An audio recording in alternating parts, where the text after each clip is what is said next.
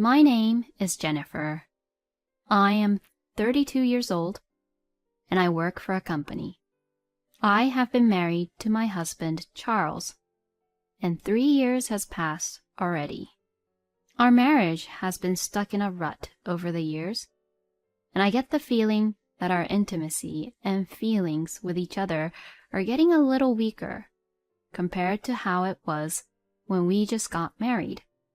But I would like to believe that we still love each other in one way or another.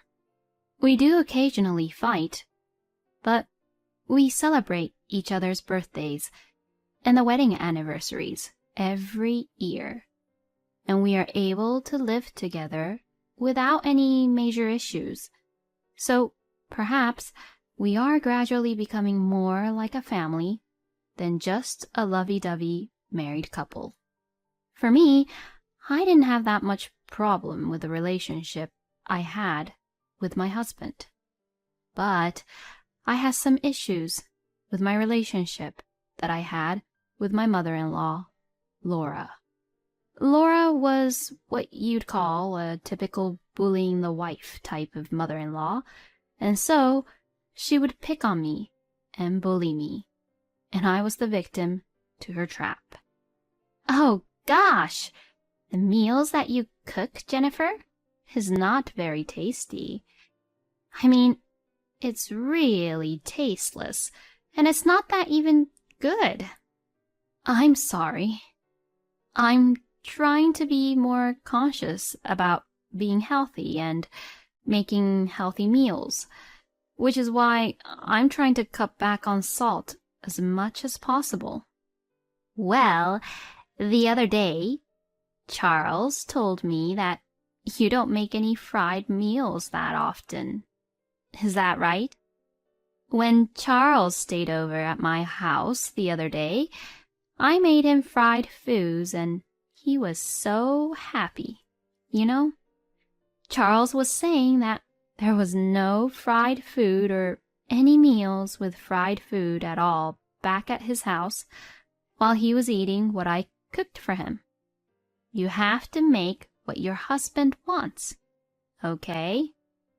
Are you sure you're not just being really immature and saying things like how you're afraid of the oil when you fry the food? No, that's not what I mean at all. Well, I will try to make them from now on. The reason I don't make any fried foods is because my husband's numbers and the result of the annual medical checkup which he gets aren't really good numbers. And that's also another reason why I'm cutting back on salt. I'm trying to take really good care of my husband's health, but as his own mother, Laura's just interfering with what I'm trying to do. These thoughts came to my mind as I was really irritated by Laura and everything she says to me, but if I tried to say something like that to her, she would get really furious. So I had no choice but to reply without arguing back to Laura and just shrug it off. But even if I do that, Laura's bullying towards me didn't stop at all, and everything she said was mentally stressing me out. As a typical way for a mother-in-law to bully the wife, they would ask about the wife's pregnancy and if the wife has their grandchild or not. And well, Laura does the exact same thing and asks me if I got pregnant with her grandchild or not every time I see her. I thought she wouldn't go into that too much since my husband has an older brother, John, and him and his wife already has a child.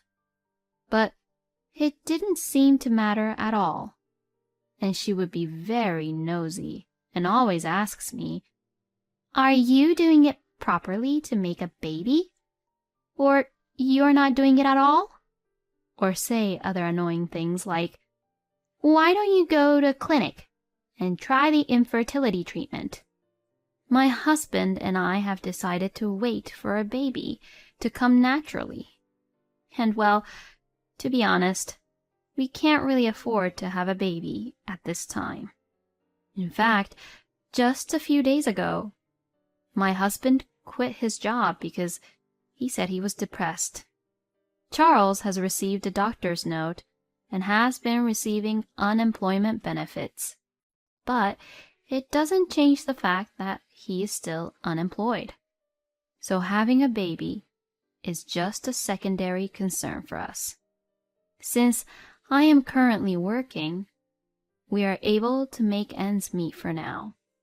But with the rent, living expenses, and other expenses we have to pay, we have very little money saved up for our family. Despite that, Laura seems to visit us at our house often during the daytime because my husband is now at home, and they both go out to eat together or get food delivered to our house frequently. And it seems like my husband is paying for all of it. So, in other words, it is the same as if I was paying for the both of them to eat out or get food delivered from what I earned. No matter how much unemployment benefit my husband can receive from the government, it is only for a limited period of time, so we really can't afford to have a luxurious life. But neither my husband nor Laura understands this situation at all. A year passed in the blink of an eye, and my husband's unemployment benefits came to an end. During that time, my husband did not even try to look at postings for a new job, or even try to do anything at all. Well, I can't really say it to Charles too strongly about this because he is depressed. So, I would say it really indirectly and nicely to my husband. Why don't you look for a job? But to this, he would say, I'm not ready yet. But my husband is really energetic. I mean, he eats a lot and does no house chores or try to help around the house and plays video games all the time. And Laura would spoil my husband, telling him that he should rest until he's satisfied every time she sees him. The other day, Laura would just even blame me about Charles's situation by saying, It's your fault that my son hasn't recovered yet. From my point of view, my husband is taking too much time off, and I really don't deserve to be blamed for that. Then something happened that further escalated for the worse in our marriage. It all started when my father-in-law, Jack, became ill and passed away. Until then, Laura had been living together with Jack, but with his passing, she was left all alone. So now she came up with the idea of living together with either our family or John's family. John and I had a bad feeling that Laura would come up with this idea when we were at Jack's funeral. At the funeral, Laura was very quiet, which was very unusual of her. John and his wife had often been criticized by Laura as well, and they were concerned about how quiet she was at the funeral. So, this time, Laura's stupid proposal popped up, and I don't know what my idiot husband thought, but he decided that Laura would come live with us without even discussing to me about it. This is the conversation I had between my husband a few days after Jack's funeral. My mother will come over soon. She said she'll bring out a lot of stuff with her, so she told me to tell you to have a room ready for her to sleep in. Oh, is that so? Is she staying the night? How long is she going to stay at our place for? Huh? What the heck are you saying? My mother is going to stay with us forever. She's going to live with us from now on. Okay, please sign this. With that, I brought out the divorce papers I had kept in a drawer to my husband. He was lying on the sofa, but jumped up when he saw that what I had brought out was the divorce papers. Excuse me? Divorce? Why? Well, isn't it obvious? Do you have any idea how much Laura has been bullying and harassing me these years? I wanted nothing more to do with Laura, and now she wants to live with us? I really can't believe this is happening. And I'm sick and tired of you deciding such an important thing all on your own without even telling me about it beforehand. Why can't we discuss these important issues as a married couple? That's because, in the end, it'll all be decided with my decision anyways. What the? Are you saying that you won't listen to what I have to say and what my opinions are at all? Once I heard my husband's true feelings, which completely gave me a shock, my affectionate feelings and love for him was completely gone all at once. I really can't do this anymore. Let's just get a divorce right now. No, come on. Hold on a second. Divorce is not the right answer. It means that for you, I'm just there so that I can just obey what you say, right? You're going to just make me do all the house chores and earn money with my job, and then now you'll make me take care of your own mother. That's not what I meant. I knew there was no point in talking to Charles about it anymore, since it looked like he's already made up his mind. So I went to my room and began to pack my things. And while I began to pack, I realized that the amount of the things I had was quite smaller than I thought. Come to think of it, Laura came over to my house and tried to mess with everything I had and throw some of my things away without my permission. I seriously hated that. So that's why I sent all my important stuff to my parents' house before. And because of that, I realized that I had spent most of my life as a minimalist at this house. Therefore, even if I was leaving this house, I really didn't even need the movers to move my things, as I can move them all on my own. I could just pack my clothes in my duffel bag, and I would only need one cardboard box for cooking utensils and other things. I put the pans and pots and the utensils in the empty cardboard box.